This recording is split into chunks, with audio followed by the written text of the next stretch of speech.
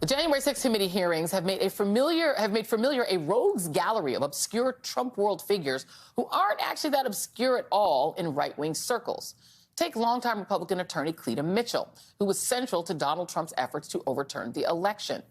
She was also in the news this week as one of the 7 Trump allies and attorneys subpoenaed by a grand jury in Fulton County, Georgia, in the investigation of election interference there. It turns out Cleta Mitchell is still working to disrupt the next election and the one after that. In May, the New York Times reported that Mitchell is recruiting and training an army of poll watchers through an effort ironically called the Election Integrity Network, a project of the Conservative Partnership Institute, known as CPI. It's not just home to Cleta Mitchell. It also employs former White House Chief of Staff Mark Meadows. And its related groups are home to a slew of familiar MAGA-world names that are now even more familiar due to the January 6th committee investigation. The CPI-funded Center for Renewing America employs Jeffrey Clark, the Justice Department lawyer who tried to install himself as Attorney General to do Trump's bidding, and former Trump Pentagon Chief of Staff Kash Patel.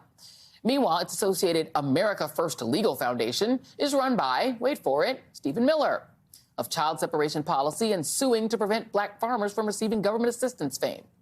The CPI is led by a figure with long ties to the right-wing policy echo chamber, former South Carolina Senator Jim DeMint, a Tea Party hero who left the Senate to run the Heritage Foundation, only to get the boot for being too close to Trump.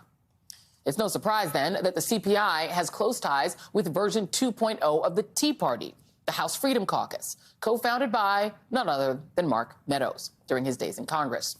Several members of the Freedom Caucus have already been subpoenaed by the January 6th committee: Jim Jordan, Scott Perry, and Andy Biggs. In other words, a lot more names that we'll likely hear again as the January 6th committee investigation continues. A new report from Grid News looked into the many ties to the Conservative Partnership Institute that have made it a veritable clubhouse for insurrectionists. Maggie Severns, policy reporter for Grid, joins me now, along with Kurt Bardella, advisor to the DNC and the DCCC. Maggie, thank you for being here. My social media producer actually shared this with the team, and I was fascinated by it, read it, and then reread parts of it. Talk about the CPI. Who are they, and what about this clubhouse that they're running in D.C.? Yeah, thanks so much, Joy. This is really a story about, I would say, the organization and the money that's been behind a lot of things that we've seen in the lead up to January 6th, on January 6th, and after in these efforts to push back against the January 6th investigations.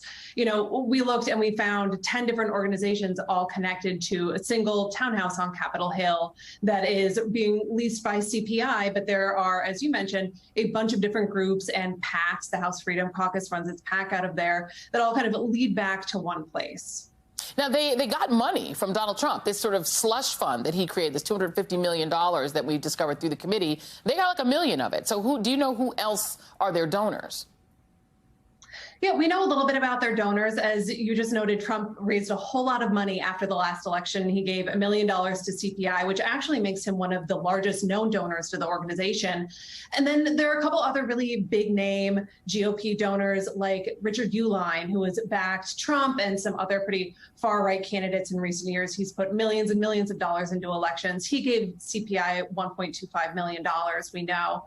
A lot of this, CPI and the affiliated organizations some of them are what you call dark money groups, so they aren't actually required to their donors. We do know that it's grown in pretty short order to being a $20 million plus organization over the last couple of years. And Kurt, what's interesting, it's also kind of a home for the B-list level, if I can be unkind for a moment, of people who worked for Donald Trump, who, when they left, didn't get picked up by the Heritage Foundation or Cato Institute or sort of the traditional places that people leave after they leave a White House. They wind up here. And so this place is like scooping up people who, let's just face it, would not be like presidents of universities after leaving the Trump White House. What do you make of this kind of, it's like the collection of like the Matt Gaetz Friends Club?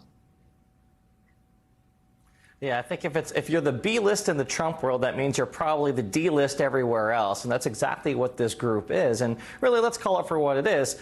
It's a safe harbor for domestic terrorists who want to help lead and incite an insurrection and are plotting to do so probably again in the not too distant future. And all the while, it's also a mechanism to keep the grift that is Donald Trump going and to have another satellite, another tentacle for him to continue to raise money, funnel money and watch people enrich themselves off of Trump. It always astounds me, Joy, that people send this guy money, because all he does with it is turn it around and either give it to himself or just give it to his staff, and nothing actually happens with it. It is the ultimate grift, and that's why these entities really exist. And in many ways, too, it's just the almost the legal defense fund in waiting for these people who are coming under the microscope and examination of the January 6th committee. And Maggie, I mean, speaking of that, I mean, a lot of people are running podcasts out of there. Marjorie Taylor Greene, Matt Gaetz, like they're using this building in D.C. to basically kind of run other little mini businesses and media entities, right? Yeah, I think that's an important aspect of our story, is that really this is part communications machine, right? For a lot of people that you're seeing out there, people like Lauren Boebert, who tapes her podcast there. They do TV hits out of CPI.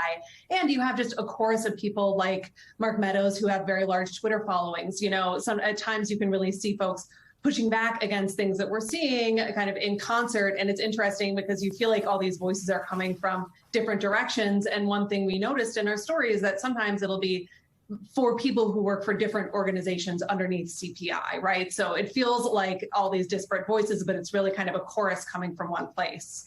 Right. And, I was saying in the break, Kurt, and I say this to my poor team all the time, that, I think one of the biggest stories that the media did really miss was the Tea Party and the way that this Koch-funded, sort of fake grassroots network really ate up the Republican Party. And now it is the majority of kind of the base of the party. And now MAGA is the new version of it that's taken it over as well. You've now got Mark Meadows, who is the OG Tea Party. You're trying to start a House Freedom Caucus in Georgia, trying to sort of metastasize that same way of doing politics into the states. We know Arizona's already been gobbled up by the same kind of MAGA weirdness.